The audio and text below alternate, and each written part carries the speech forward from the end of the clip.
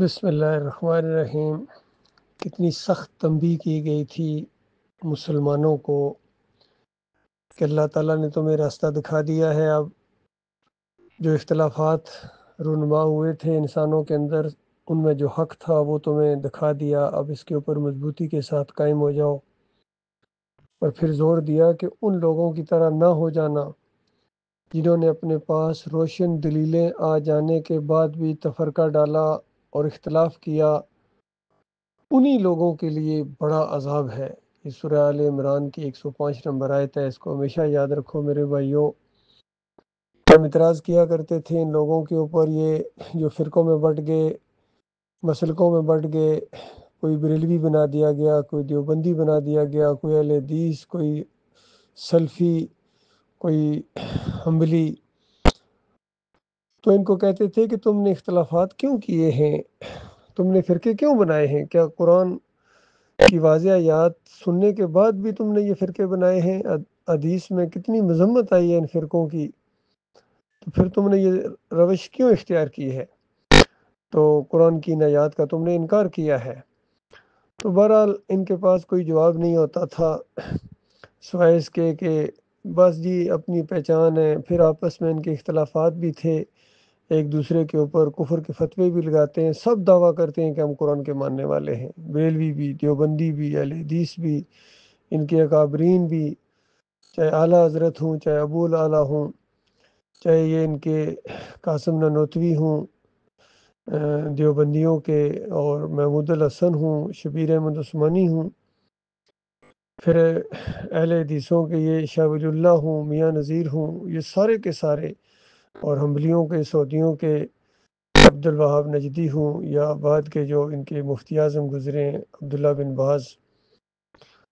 یہ سارے دعویٰ کرتے ہیں کہ ہم ایمان کے اوپر ہیں۔ تو عام پبلک بھی ہم سے پوچھتی ہے کہ جب یہ سب کی بات ایک ہے تو پھر سب ایک ہو کے کیوں نہیں چلتے ہیں؟ چلیں یہ اگر اعتراض کرے نہیں مانتے، آخر آپ ان کے ساتھ کیوں نہیں چلتے ہیں؟ تو ہماری بات یہی ہوا کرتی تھی کہ دیکھو، وہ جو نجات کی راہ ہے، وہ بنیادی چیز جو آخری فیصلہ کن ہے، وہ تو الہ کا مسئلہ ہے کہ اللہ کے علاوہ کوئی الہ نہیں ہے، کوئی پکارنے کے لائق نہیں ہے، کوئی نظر و نیاز کے لائق نہیں ہے، کوئی واسطے وسیلے کے لائق نہیں ہے، ایک الہ ہے، بس صرف اس معبود کو پکارو۔ یہی تمام انبیاء کی دعوت تھی۔ ایک آیت، چھوٹی سی آیت کے اندر اللہ تعالیٰ نے سارے انبیاء کی دعوت کو بتایا، وَلَقَدْ بَعَثْنَا فِي كُلِّ أُمَّةٍ رَسُولًا أَنِ اعْبُدُوا اللَّهَ وَاجْتَنِبُوا الطَّاغُوتَ، کہ سارے انبیاء کو اللہ تعالیٰ نے اسی ایک پیغام کے ساتھ، اسی دعوت کے ساتھ کہ اَنِ اعْبُدُوا اللَّهَ، صرف اکیلے اللہ کی بندگی کرنی ہے، اور اس بندگی کے راستے میں جو چیز رکاوٹ ہے یہ طاغوت ہے، اس سے اجتناب کرو۔ کہیں کہا گیا کفر کرو اس سے، کہیں کہا گیا قتال کرو ان ائمۃ الکفر کے خلاف۔ تو یہ بنیادی چیز ہے، اور یہ جتنے آج فرقے پائے جاتے ہیں، یہ اپنے بڑوں کو، اکابرین جنہوں نے شرک اور کفر ان کو سکھایا ہے، تو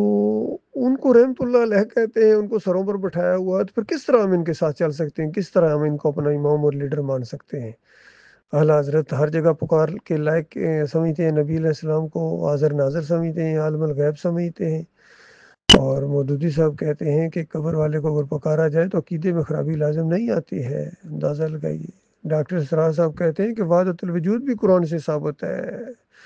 شاہ ولی اللہ کہتے ہیں ہم قرآن کی ایک ایک نص سے، ایک ایک آیت سے اس وحدت الوجود کو ثابت کر سکتے ہیں۔ قاری خلیل الرحمن کہتے ہیں ہم قرآن کی سے ثابت کرتے ہیں کہ لی ساجدین سے مراد ہے کہ پورا خاندان یعقوب علیہ السلام وہ یوسف علیہ السلام کے سامنے سجدہ ریز ہو گیا تھا، کیونکہ محمد حنیف نے جو لکھ دیا ہے کہ پورے خاندان نے سجدہ کیا، ایک نبی نے دوسرے نبی کو سجدہ کیا، اندازہ لگائیے۔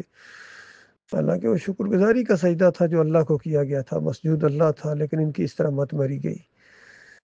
دیوبندیوں کے پاس جاؤ تو کہتے ہیں کہ اللہ کے مقبول بندوں کو خالص واسطہ رحمت الہی سمجھ کر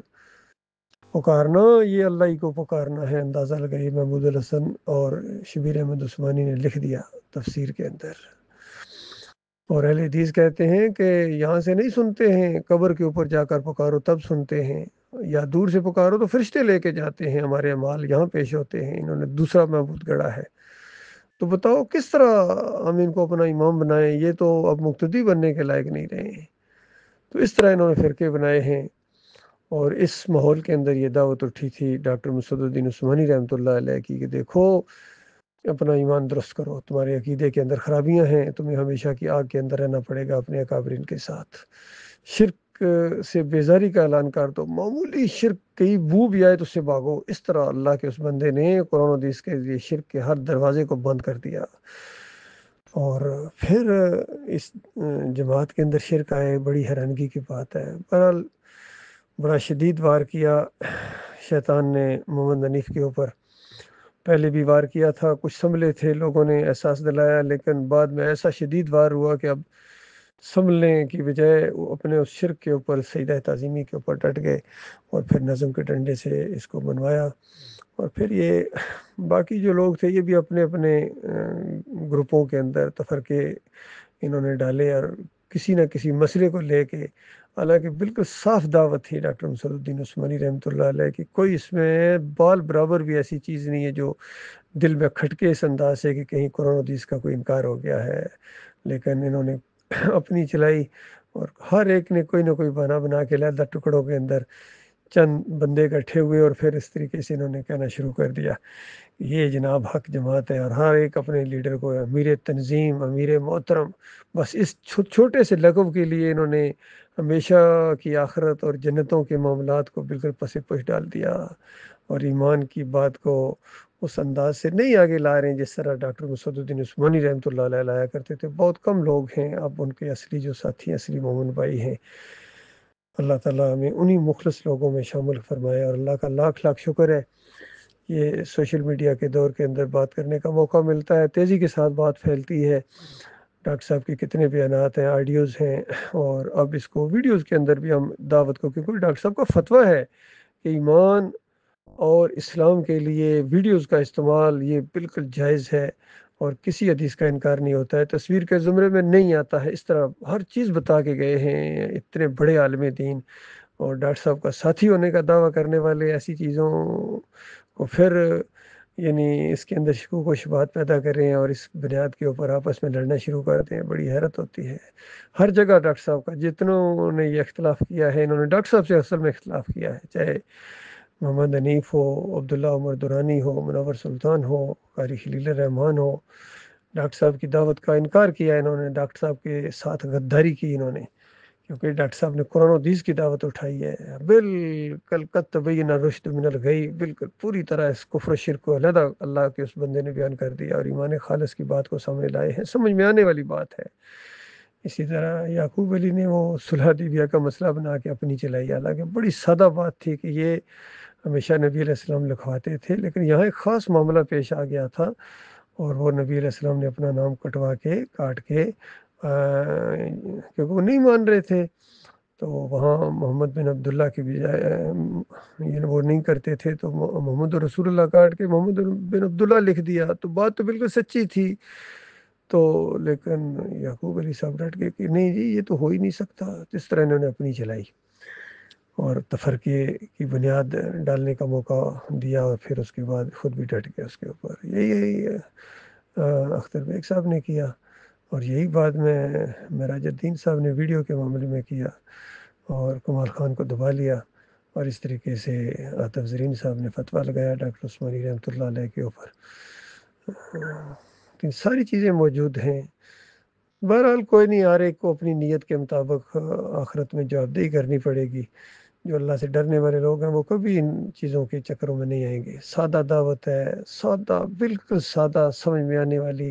اور یہ اللہ کی نعمتیں ہیں، یہ سوشل میڈیا بھی، اور یہ ساری چیزیں ایمان اور اسلام کے لیے بات ہو رہی ہے، یہ جتنی چیزیں اس کے استعمال کے اوپر ہے، اگر اس کا استعمال صحیح کرو گے، جس طرح ریڈیو ہے، اگر اس کے اوپر تلاوت آئے گی، بیانات آئیں گے تو اس کا سننا بالکل ثواب ہے، لیکن گانے بجانے سنو گے تو گناہ ہوگا۔ اسی طرح ٹی وی کا معاملہ ہے، توحیدی بیانات ہوں گے، تقریریں ہوں گی، اس کو لوگ سنیں گے، آگے پہنچائیں گے تو ثواب ملے گا سننے والے کو بھی، اور جو اس میں دوسری چیزیں دیکھے گا، ڈرامے دیکھے گا، فلمیں دیکھے گا، وہ گناہ گار ہوگا۔ ویڈیوز کا بھی یہی مسئلہ ہے، جو ایمان اور عقیدے کی باتیں کرے گا، توحید کی باتوں کو پھیلائے گا، اس کو ثواب ملے گا، سنے گا اس کو بھی ثواب ملے گا، اور جو اس کے اندر گن بلا پھیلائے گا، کرے گا اپنی دوسری چیزیں، جس طرح یہ دوسری چیزیں بھی سوشل میڈیا بھرا ہوا ہے ان شیطانیت سے، ان کو جو دیکھے گا ان کے اندر جو گم ہو جائے گا، ان کو جو پھیلائے گا وہ گناہ گار ہوگا۔ یہ سادہ سی بات ان کی سمجھ میں نہیں آ رہی ہے، بہرحال سمجھ میں آ جائے گی، آگے جا کے سب کو مسئلہ سمجھ آ جائے گا۔ اللہ تعالیٰ سے دعا ہے مالک ایمان خالص کے اوپر قائم رکھے، اور اس تفرقہ بازی سے ہم بالکل بیزار ہیں۔ یاد رکھیے جو انہوں نے تفرقہ بازی کی ہے، میرا کم از کم ان سے کوئی تعلق نہیں ہے اس انداز سے۔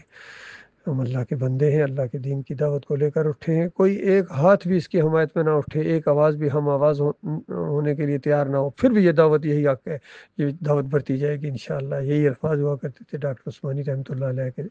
اسی جذبے کے ساتھ وہ آگے بڑھے تھے، اور یہی چیز انہوں نے ہمیں سکھائی ہے، اور ہم اسی کے اوپر قائم ہیں الحمدللہ۔